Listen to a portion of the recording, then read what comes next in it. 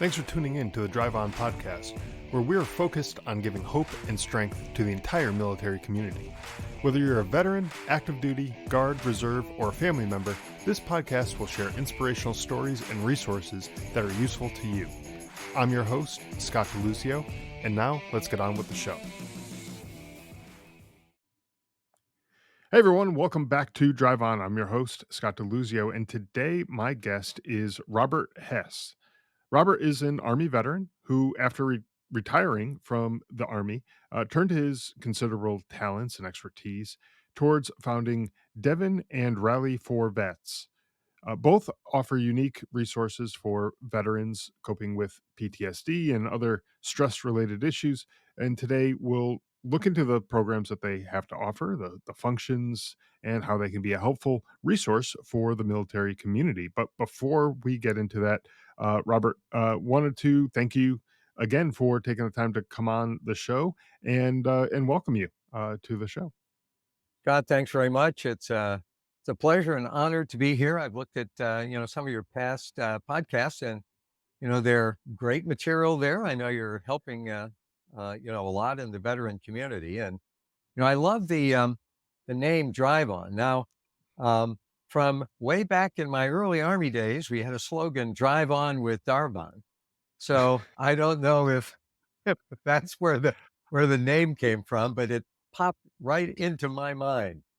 Well, it did come from the military. We didn't have uh, the full saying that you just gave there, but "drive on" was the saying that we use whenever you're faced with a difficult situation or you're just facing the suck, right? And it's like, well, you know what, this mission's got to get accomplished, so just drive on and Uh-huh. get through it. And that's the goal of the show. Really, is to help people get through those difficult times in life and make it through to that breakthrough moment where they accomplish their mission of whatever it happens to be. Maybe it's overcoming mental health related issues, or financial related issues, relationships, you name it. We talk about all these things, but the idea is drive on through all these issues. And that's why we have people like you on the show to talk about the work that you're doing to help people out, because sometimes there's organizations out there, and if people don't know that those organizations exist, they don't know to they don't know what they don't know sometimes, and they don't know to look for an organization like yours to get the help that they might need. So why don't you tell us a little bit about like Rally for Vets and all the work that you guys are doing, and help just make sure everybody understands what Rally for Vets is all about, and explain how it Mm. supports the veterans. Yeah. So let me give you a little bit of background. I love the drive on through periods of problems. So when I got out of the Army, spent a couple of years working for a French aerospace company, and then got the urge to come out to California. I was back in Virginia, to go through business school. I did. I went through business school, connected with a couple of classmates, and we decided we would start a software company. And so we built this great little software program for community banks. It would help them track their loan portfolios, their loans, as they went through the approval process. And so we spent 3 years doing this. We got to the point where it was making money, not enough to really pay salaries. And then we realized that we had developed something that was nice to have, but not critical to have. And so we had this great little program. We found out that we really couldn't scale it. So we sunsetted the program. One of my partners went off and did other great stuff. And I got into the consulting world. And so I've been consulting, for software companies since then. And so that was back in like 2005.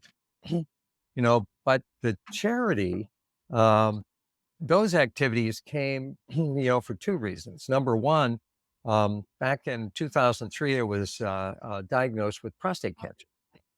And so I'll go into the story. We can cut it if you don't want it. But It's I was pretty young. I was 58. It was one of those times when my PSA numbers, my doctors said, well, everything is normal. Don't worry about it. But in reality, I had two tumors, okay, that couldn't be detected during the physical exam. And I found out about this only because I'd gone through this period of night sweats, and I thought, oh my gosh, malaria coming back from my Vietnam days. What are we going to do? So, long story short, when we finally got through this process, I realized that I was one of those guys that had prostate cancer at an early age. So, just being out of business school, what do? You're good at Excel, right? So I went back, got all my numbers, my PSA numbers, put in an Excel sheet, put a trend line on it, and lo and behold, there was the indication when it started to develop.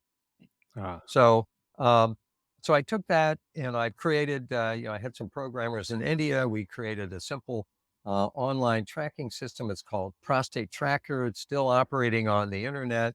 It's called ProstateTracker.org. It's anonymous. A guy goes in, or more to the point, his wife goes in, creates a free account, puts in, his PSA number. Then they sure. put this when the next year, and it sends a reminder. It says, "Hey, time to do your next test."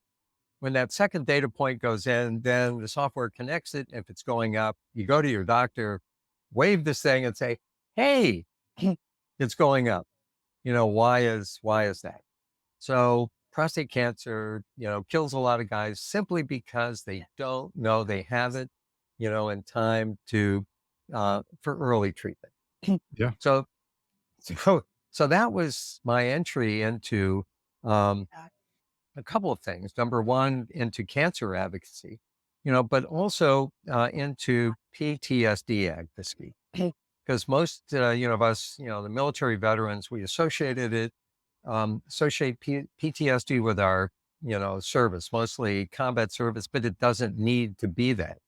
That's right. um, but PTSD affects, people across the spectrum. There's any serious emotional thing, can, cause this reaction.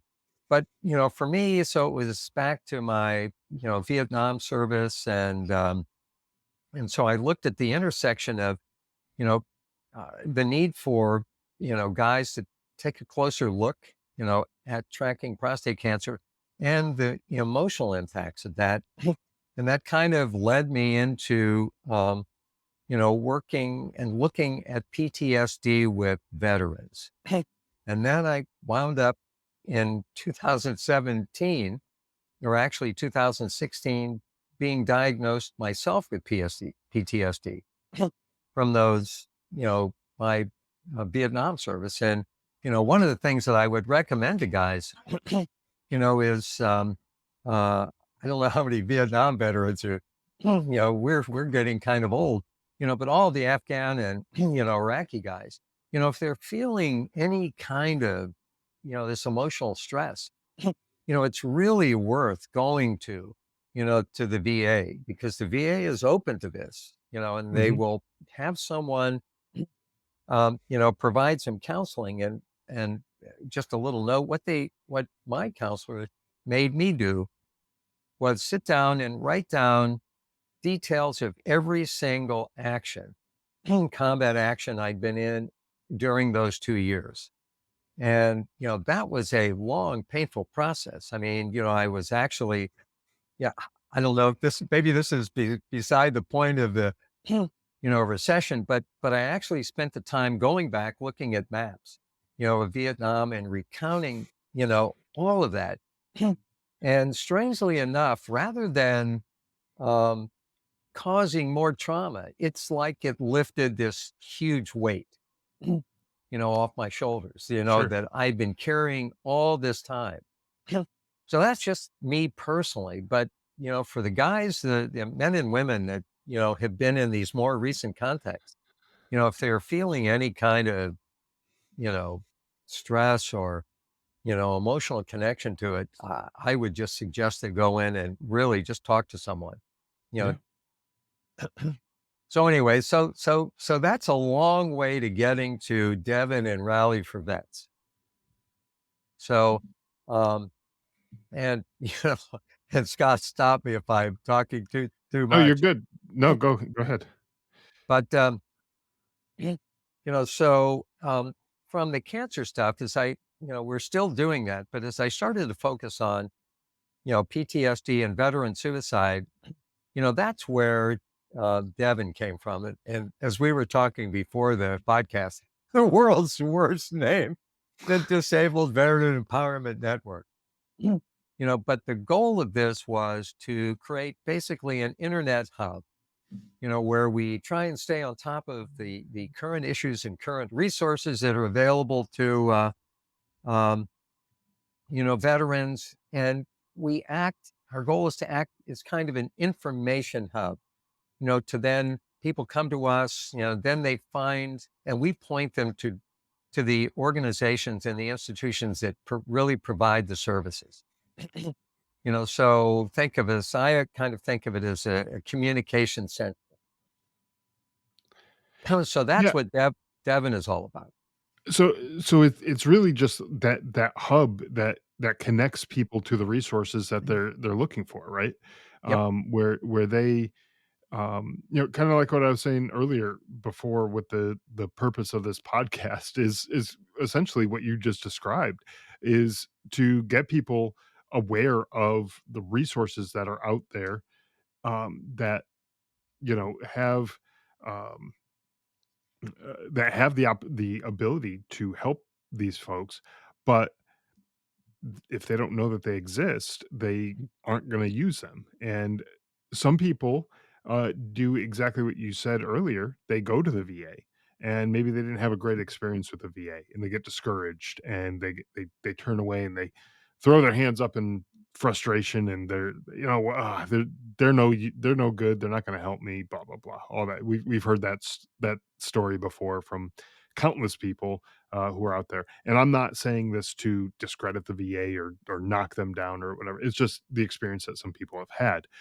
But there are lots of other organizations out there, that will provide similar services to what the VA has to offer. Sometimes services that the VA can't offer, or just do not offer, and they will provide, the stuff oftentimes free of charge to the veteran. Mhm. And I just had somebody on the other day. They have a organization. They're all over the country, but sometimes if you're in a little more remote of an area, you may not be near where they are, but they'll fly you to their closer destination. They house you Mhm. for the week that you're there. They feed you. They provide all, you just need to be there, right?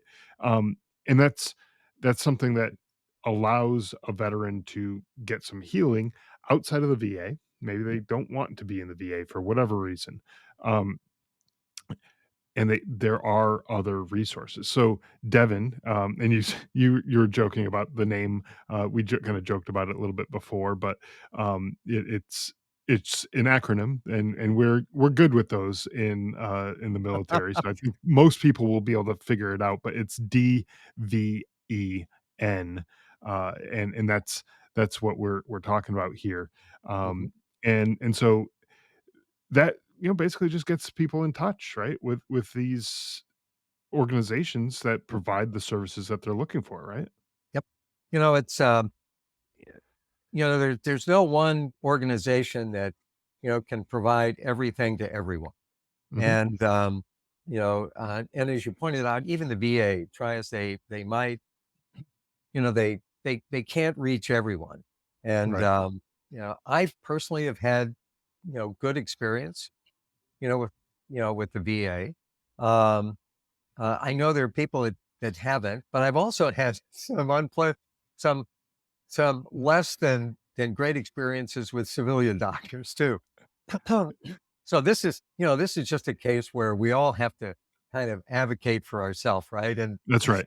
Yeah. And if Yeah, you no, absolutely, and I've had, very similar to what you're saying. I've had good and bad experiences within the VA. I have good and bad experiences outside of the VA, and so, eh I guess it just depends on the individual, the provider that you're seeing. Maybe you just don't click with that provider. Okay, no big deal. Like that, I don't think there's any provider out there who's gonna, you know, they're gonna feel like you're slighting them or something like that by not continuing to see them because you just don't jive with them or whatever. Like Yep. there's no problem with that. Go find another provider. And one other good thing with the VA is if for some reason you're not connecting with that person, that provider that you're seeing, or if it's too far away or they don't have appointments available, they can connect you with somebody in the community, with a civilian provider for whatever the issue may be. And I've done that for mental health.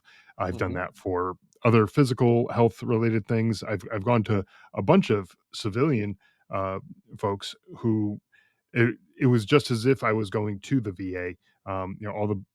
All the paperwork and all that stuff was Uh-huh. just kinda handled by them, and like, you didn't have to really worry about it, you just have to make the appointment. So, and sometimes they'd even do that for you. They'd reach out Yep. and they call you and just make that appointment. Um, so yeah, so we talked about the DEVEN, the Disabled Veteran Empowerment Network. And what about Rally for Vets? I know we Yeah. briefly mentioned that. Could you tell us a little bit about that? Oh my God, Scott, is this is a 2-hour podcast, right? No, I'm just, I just so Rally for Vets, one of my favorite programs ever. So, um, first of all, Rally for Vets, the program right now is focused on motorsports. And so, amateur motorsport. Um, and God, I've loved roadsters since I was a kid. I bought my first Porsche 911 on my first tour of duty in Germany back in the late 1960s. Now you're learning how, how old I am. But so Rally for Vets, and so, hey, if you like drive cars and you like driving cars and you're trying to, create an event, that would connect the motorsports community, okay, meaning all those manufacturers and sponsors, to veterans in a practical way, okay, what do you do? Well, maybe you try and create a motorsports event. So, I live in LA, but I grew up and all my family is back in Washington, DC, Northern Virginia, actually.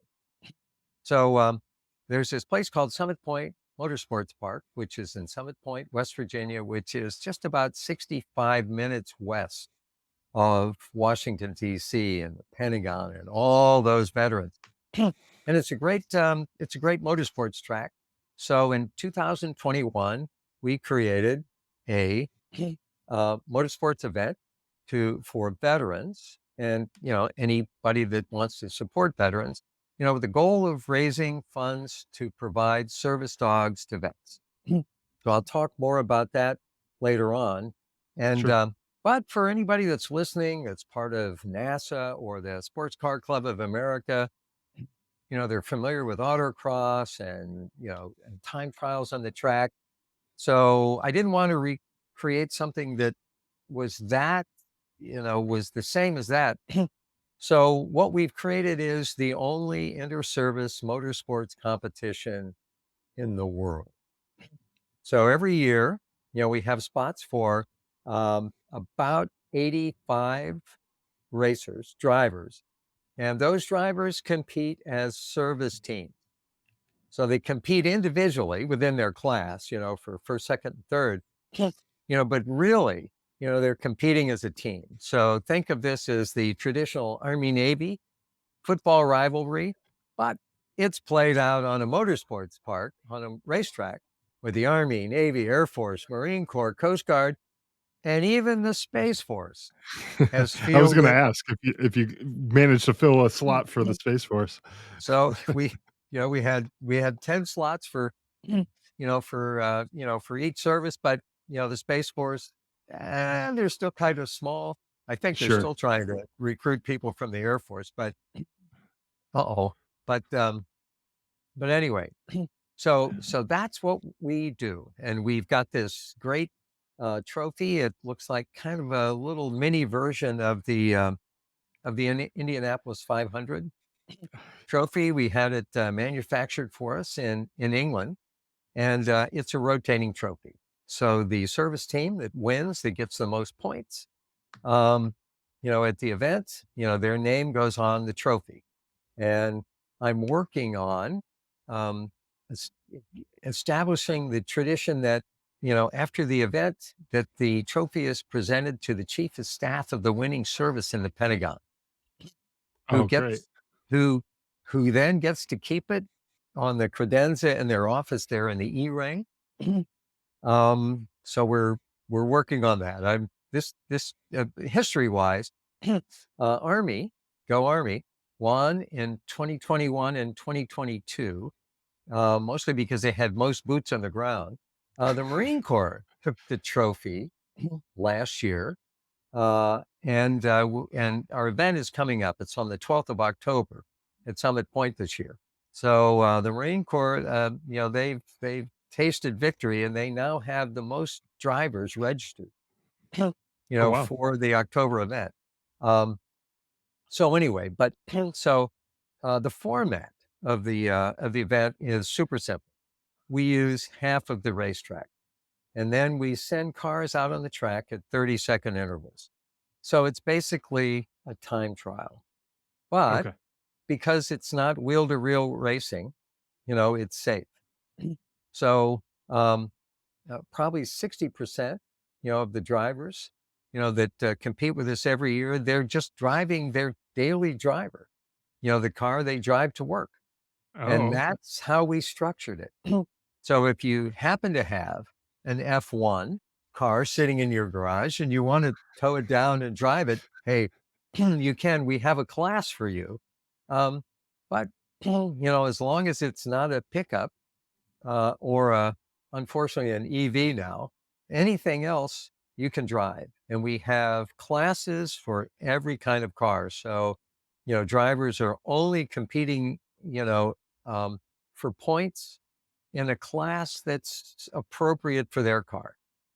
And of Okay. course, then we went further and we said, well, we have experienced drivers and we have novice drivers. Okay, so we doubled the classes. So anybody that shows up is going to be, playing on a level playing field, for points, for the overall trophy. So that's the format for this. And the whole goal of it is really to raise awareness for veterans issues, suicide awareness. We partnered with, the Columbia Protocol, Columbia University, on their suicide awareness screening tool. Um, so it's to raise awareness, and it's really then for inter-service fun, right? you Sure. know, uh, Inter-service smack, win the trophy. You get to talk smack for 11 months. And then the funds we generate, we give to another charity um, to train service dogs. So, Excellent. and this is a charity called Veterans Moving Forward, and they're one of the charities that exist. There are many, that are training service dogs for veterans. Just that the need for trained service dogs and emotional dog service and emotional dogs is just it's just great.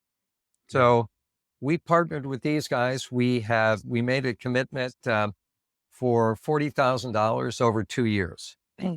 Okay. So when I first, heard that somebody told me, they said, well, it takes 2 years and $40,000 to train a service dog, I was shocked. And then I went over and met with the CEO and the trainer, and we went through the program, of what it takes to train a dog like this and what they can do, once they're trained. It was amazing. We were all in. I talked to my board and said, okay, we made the commitment. So, Mhm. so that's what Rally for Vets, the motorsports part of it, is all about. On the track, um, we're having lots of fun, and we have a couple of things going. Um, we have created a virtual racing league. on the iRacing platform. Okay. So, you know, Devon, Rally for Vets is me and a couple of volunteers and one part-time staffer. So we've created this virtual league. It's in place, but we're looking for somebody to run it for us.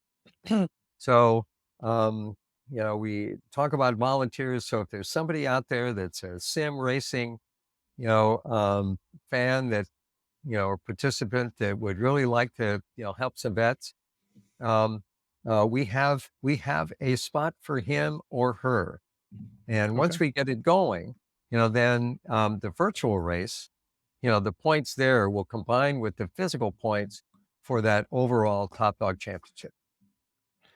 So how does the virtual racing work? That seems like an interesting, thing. I kinda wanna look into that a little bit more, and I'm sure some of the listeners wanna know a little bit more about the virtual races as well. Uh-huh. So, it's really kind of interesting. You know, I have done it, but I've actually only done it at the local Porsche Experience Center. All right. And, you know, you go over there. I have a Porsche Boxster. So occasionally, you know, we have one of their driving experience centers right here in LA. So occasionally I go over there for, you know, for breakfast and they have eight like 5 simulators set up. So you Okay. can get into this thing, okay? And you know, it basically the cockpit of a race car, okay? And you can choose any Porsche, you know, because it's hey, it's a Porsche place, right? You're not gonna Sure. drive any look no Lotus here. But you pick any Porsche they've ever made, pick any of the major race courses around the world, you know, Spa, Laguna Seca, um, Le Mans, and you drop in and then away you go. And it has Oh, okay. the same tactile feel. I mean, these things have the force feedback, you know, just like driving a car and you can change the tires. If you select different tires, you get different. But anyway, okay. So what iRacing is, it's this huge platform. There's a couple of them, but it has iRacing. They have programs for like Spec Miata. Okay, and this is a race where everybody is driving a Mazda Miata with the same specification. Okay, Okay. computer wise. And then, so then it's all driving skill. And then they just have this full range of stuff. Um, and there's many people do it during COVID. All the F1 drivers, the pro drivers, they were competing in iRacing because they couldn't get out on the track. So they're doing there. Sure. And then I find out that, you know, most of these drivers, before they go to a track, they're practicing virtually before they ever get on the physical track. So the idea here is that, you know, there's probably many more vets that would join us on the virtual, you know, platform, you know, than could actually make it to a physical site. Or, you know, it's a lot Right. easier to Right. convince your wife, say, "Do you mind if I do you mind if I sweetie, it's your choice. I'm gonna do this virtual race, so I'm gonna take the family car over to Summit Point." So, but Right, right. Well, and that's why I wanted to bring it up too, because there's some people who like you mentioned, they could just drive their regular car, the one that they drive to work every day, could be the car that they race, you know, in person, doing in person racing, or they can try to convince their wife to buy a really expensive race car, and that's probably not going to go over too well, and that. Uh, Leads us with the virtual racing, and that's why I wanted to look into it a little bit more because, that would be something that I could see, like, I don't race, like, I'm not gonna race my Honda Pilot, like, that's just not a thing that's gonna happen, um, oh, Scott, you would know, be perfect. It would be it perfect. We would it have a really? we have a class for you. Oh, okay, okay.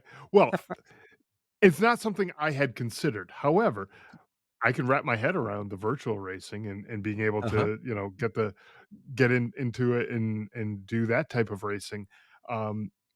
and I'm sure that would go over a whole lot better with my wife if I was to say that, right? So, Uh-huh. um, and I know since it's virtual, you can do it from all over the place.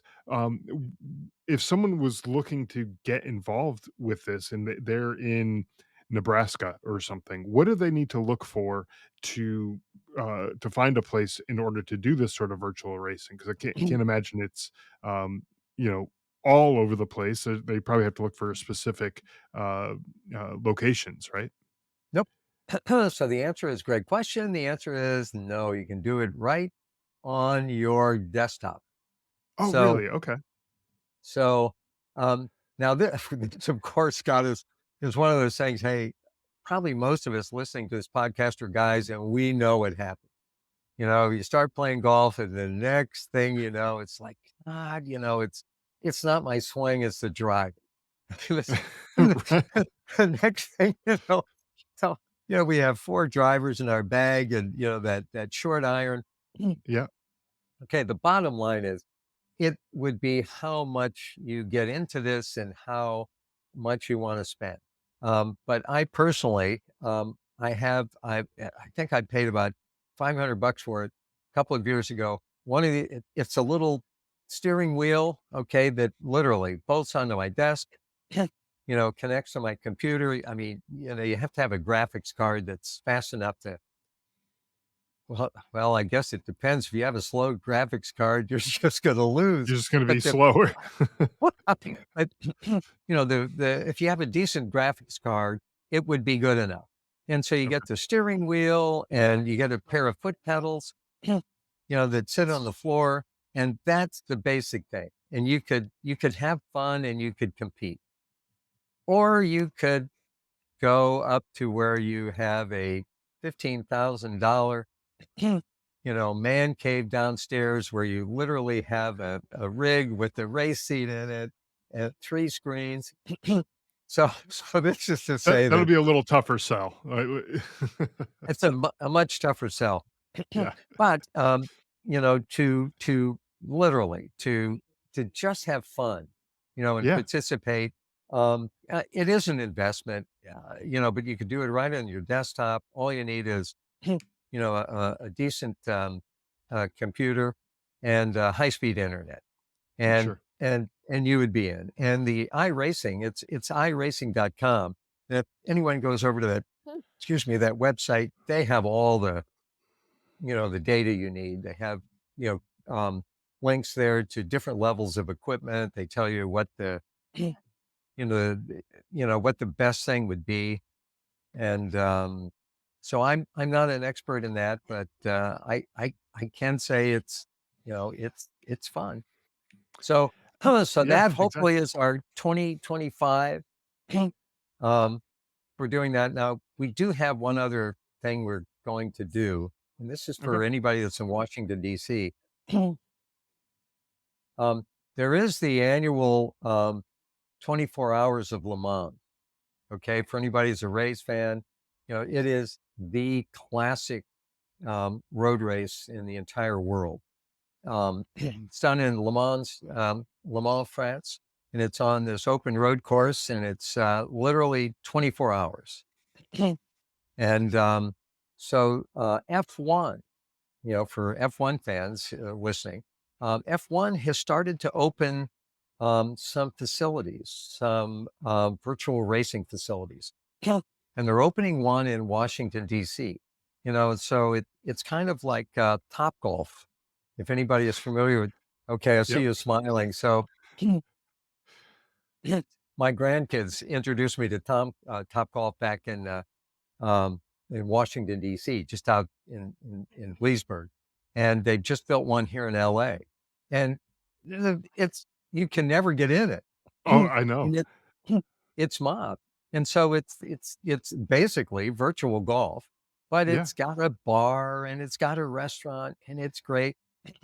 So F1 has opened one of these in Washington D.C., and we are in the process of creating a 24-hour military service based race on Memorial Day of Oh, wow. 2025. you know, again, raising, for our service dog program. And so this will be an opportunity for people to get on a team, and we'll be putting information on this up on our website, on the Rally for Vets website. They'll be able to form teams. They'll be able to come in and, drop into the seat, drive their, you know, 30 minutes or whatever they want. And the next guy gets in and go have a sandwich, a beer, whatever. Sure. Um, so anyway, so this is all about, this part of the program is connecting with, the people that are automobile enthusiasts, Yeah. right? And, there's a lot of us. And if we do it right, we're going to be able to, connect with those sponsors and those companies that want to engage and basically sell to the veteran community. And those guys then are going to start paying for service dogs. And our goal is if we could, spit out, four a year, I think that would be a great program. For sure. Um, so anyway, so that's what, Rally, the motorsports part of this, I have some other thoughts about what we want to do with, Rally for Vets. But maybe Well, that's for later. y yeah, no, but I think, just by hearing what you're saying, the organization is bringing folks together, even if it's virtually. It's bringing people together, across the different branches, and they're competing, they're having fun, they're doing things, uh, and building kind of that camaraderie that we all used to have when we were in the military, and they're they're doing it with people who, are like my or yeah, I guess like-minded, and their interests are shared amongst each other, within the racing kind of community, and they come together and they form those connections, which for a lot of times people with PTSD, it's hard for them to get out to go places. I mean, hearing that virtual option might be like, "Hey, I can participate in something and I don't have to leave my house. Sweet, sign me up." That type of thing might be going through somebody's head right now, and they're not wrong. Like they can do that, and that's like one step towards getting out and eventually getting back into Mhm. uh you know in-person type stuff if they're not quite comfortable with that yet, and then they can figure it out, along the way. But that just provides that community that maybe they were lacking all these years after getting out of the military.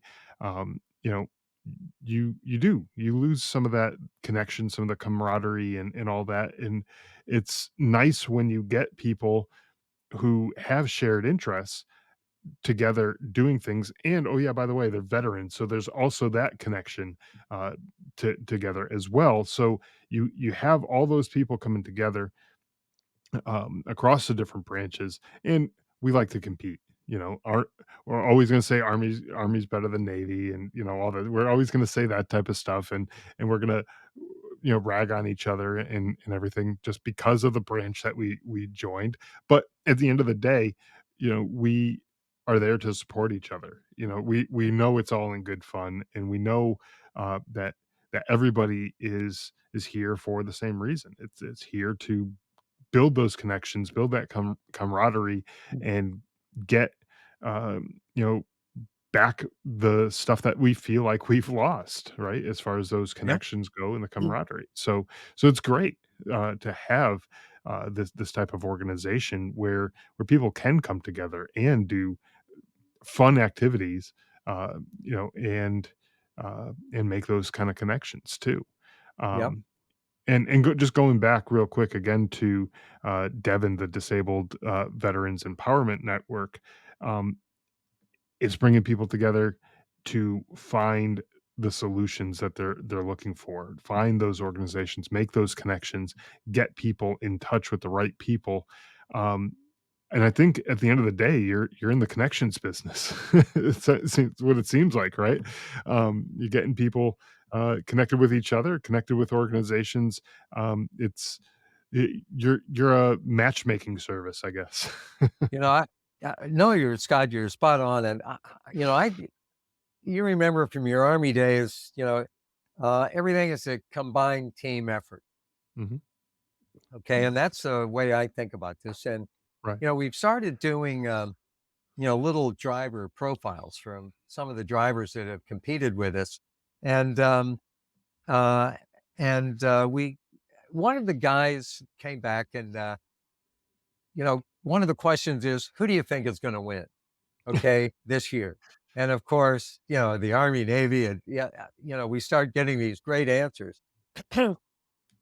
But this one young guy came back and he wrote this very funny thing. And he closed it out. He said, but at the end of the day, he said it's one team, one fight, Yeah. against veteran suicide. And, to me, that really sums up, what we're doing, because it's like you said, we all served in a different branch, but we're all part of the same community. And at the end of the day, we're all trying to do the same thing. We're trying to help the community, help somebody that's struggling, that needs a hand. And what we're doing is we're just one organization, one small organization. There's so many, out there, and they're each, reaching a segment that is drawn to them. Yeah. Um, and so it's kind of that old, it takes a village, thing. But if each and every one of us just do what we can, okay, then we're going to make a difference. And it's like when, I guess we were speaking before we came on, you said you never know how many people you help, but if you help just one person, okay, it's mission accomplished. And Exactly. so I think that's the same philosophy we have. And I'm assuming we bring all these people together. When they get together, they're going to interact. And, if there's somebody that needs a hand or needs a support, somebody's going to see it and somebody's going to extend and help. And then mission accomplished. And, hopefully Army wins the trophy. we, we get it back from those jarheads. Well, hopefully Army does win, but you're right. It is one team, one fight, uh, one mission. We're coming together to help each other. You know, I don't I don't care what uniform somebody wore when they were serving this country, whether it was Air Force or Army or Navy, Marines, Coast Guard, Space Force. I don't care what branch that they served in. If I see that there's somebody struggling, another veteran, another service member who's struggling with something, like I want to help them. I want that person to get the help that they need. I don't care really where it comes from. I don't care if it's the VA. I don't care if it's uh, this organization or that organization or whichever organization. There are so many of them out there. Pick one, and find the help that you need, because that's just what we do. I think we help each other. We're trained from day one in basic training to look out for your battle buddies, and we all are uh, in this together, like you were just saying, and we all need to be able to look out for each other and help each other, and that's it seems like that's what you guys are doing, and helping raise money for the service dogs is definitely important because you're right, super expensive to train those dogs, and it takes a long time, a lot of energy, a lot of dedication to be able to do that. But without that money, without that training, without the resources that they have, there's some veterans are going to go without a service dog, Mhm. and that may not end up very well. Yep. So we want more of those, and that's more of those service dogs to help out where they can, until all the veterans who are out there who need one, they have the dogs in that they need, and Yep. they get the training and they get the resources and all the everything else that they might need. We got to make sure that everyone has what they are needing to win their piece of this fight, right? Exactly. Yeah. Well, Robert, man, it's been um, really interesting kind of learning about the different stuff. I'm not really involved in like the racing side of things on my end, but it was interesting to me anyways to find out, that this is a thing that exists for folks to get involved in.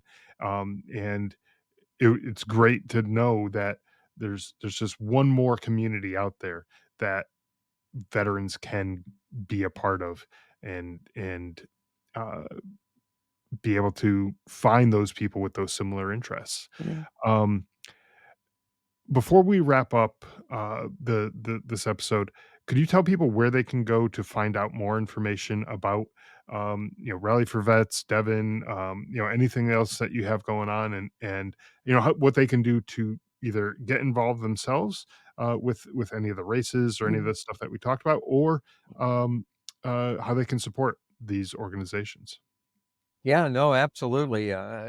Thanks for having me on. It's been a delight. Yes, my my wife, we're in the home office here, and I get my army voice going, and she's working on the other side, and I had incoming pieces of paper saying, "Hey, Oh, tone it down."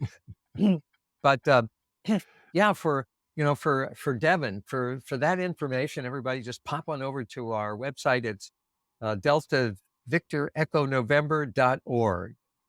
Okay. And for our motorsports thing, it's Rally for Vets, and it's rally, the number four, vets.com, rallyforvets.com.